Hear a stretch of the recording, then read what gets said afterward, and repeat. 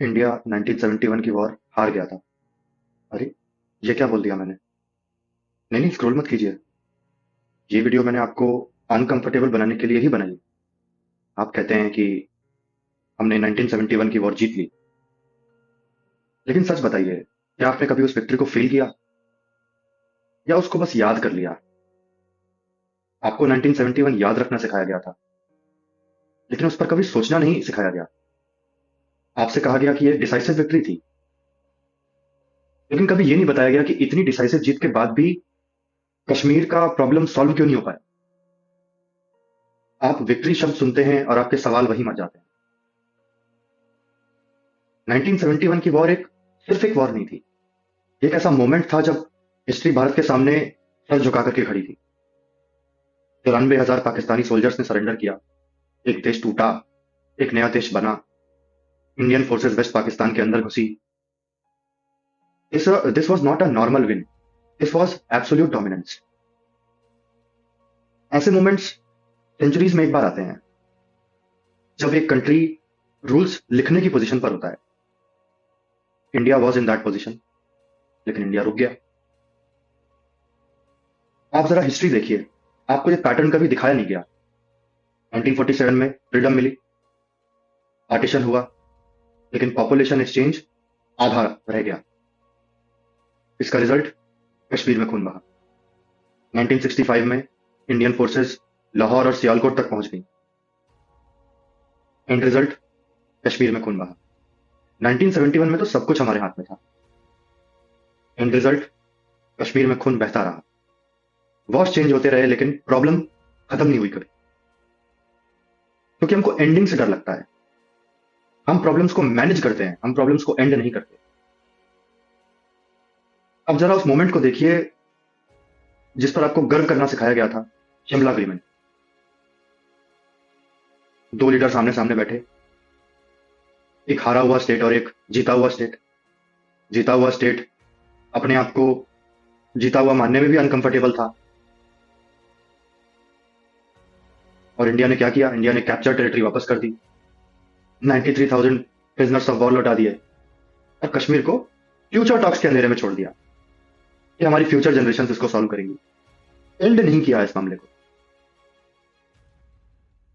अब आप इसको मॉरल रिस्ट्रेंट बोल सकते हैं, कुछ लोग इसको स्ट्रेटेजिक हेजिटेशन बोलेंगे, बट मैं इसको आउटराइट कवर्डिस बोलता हूं। ये कवर्डिस ही थी।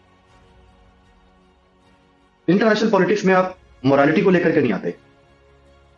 हमने डोर खुला छोड़ दिया, लॉक नहीं किया, और खुले दरवाजे से तो वॉर वापस ही आएगा ना। आपको ये बहुत हार्श लग रहा होगा, आपको लग रहा होगा कि मैं बहुत ज्यादा क्रिटिसाइज कर रहा हूं इंडियन गवर्नमेंट को। नहीं, मैं क्रिटिसाइज नहीं कर रहा, मैं रियलिटी बता रहा हूं। मैं ये नहीं कह रहा कि इंडिया कभी वॉर हार जाता है। मैं ये कह रहा हूं कि इंडिया कंक्लूड नहीं कर पाता वॉर।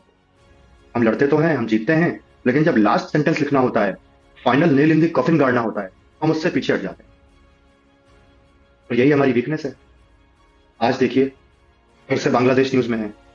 एक बार फिर से हमारी स्ट्रेटेजिक स्पेस चुपचाप धीरे धीरे श्रिंक हो रही है, सिकुड़ रही है। हमारा इन्फ्लुएंस कम हो रहा है, नैरेटिव चेंज हो रहा है, और हम फिर से चुप बैठे हुए हैं। हम खुद से कहते हैं अभी नहीं, बाद में देखेंगे। बांग्लादेश कौन सा बहुत बड़ा इशू है? बांग्लादेश तो सॉल्व हो जाएगा। अब एक सवाल मेरे मन में आया, मैं इसे पूछना चाहूंगा, गवर्नमेंट से नहीं पूछना चाहूंगा, मीडिया से नहीं पूछना चाहूंगा, मैं आपसे पूछना चाहूंगा, अपने व्यूअर्स से। क्या हमको रूथलेस कहलाने पे डर लगता है क्या? हमें क्या शौक है कि हम अपने आने वाली जनरेशन को अनफिनिश्ड वॉर्स दे रहे हैं? हमारे आने वाली जनरेशन इन वॉर्स को ही खत्म करते करते मर रही हैं। इतने सोल्जर्स कश्मीर में मर रहे हैं।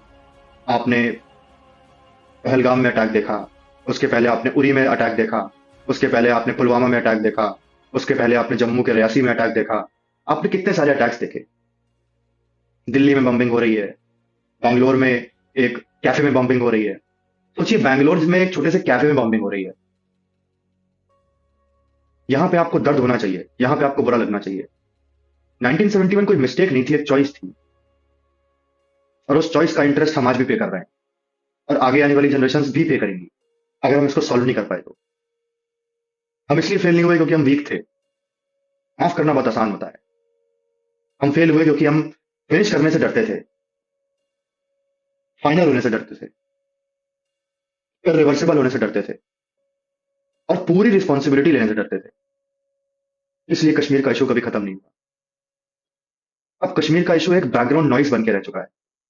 जैसे जब आप रोड पर निकलते हैं और आपको अलग अलग गाड़ियों की सायरन की आवाज सुनाई देती है तो आप सोचते हैं कि तो नॉर्मल है, आपको बुरा नहीं लगता, आप इरिटेट नहीं होते। वैसे ही अब कश्मीर इशू एक नॉर्मल बन चुका है, लोग इससे इरिटेट नहीं होते।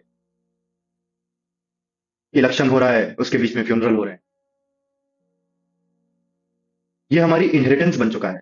हम अपने आने वाली जनरेशन को यही कॉन्फ्लिक्ट दे रहे हैं। बांग्लादेश की बात करें तो बांग्लादेश ने हमको बिट्रे नहीं किया, बांग्लादेश हमारी हेजिटेशन से आगे निकल गया। हम 1971 को याद करते रहे और वो 2031 की तैयारी करते रहे। हम नॉस्टैल्जिक हैं, हम नॉस्टैल्जिया में जीना पसंद करते हैं। वो नॉस्टैल्जिया में जीना पसंद नहीं करते। उन्होंने देखा कि चाइना उनको वेपन्स दे रहा है, चाइना उनकी इकोनॉमी को सुधारने की कोशिश कर रहा है, तो उन्होंने चाइना को वेलकम किया, उन्होंने यूएस को वेलकम किया, उन्होंने यूरोप को वेलकम किया। आज वो आपको वैल्यू ही नहीं करते। अब एक ट्रुथ जो आपको कभी शांति से सोचने भी नहीं देगा, इंडिया ने अपना नेबरहुड अचानक नहीं खोया। आप देखिए, नेपाल में अभी एक बड़ा सा जेनजी रिवोल्ट हुआ, बांग्लादेश में रिवोल्ट हुआ, मालदीव्स में रिवोल्ट हुआ। ये सब अपने आप नहीं हुआ, this was not natural. India ने धीरे धीरे उससे कदम पीछे खींचे, एक अनफिनिश्ड डिसीजन के साथ।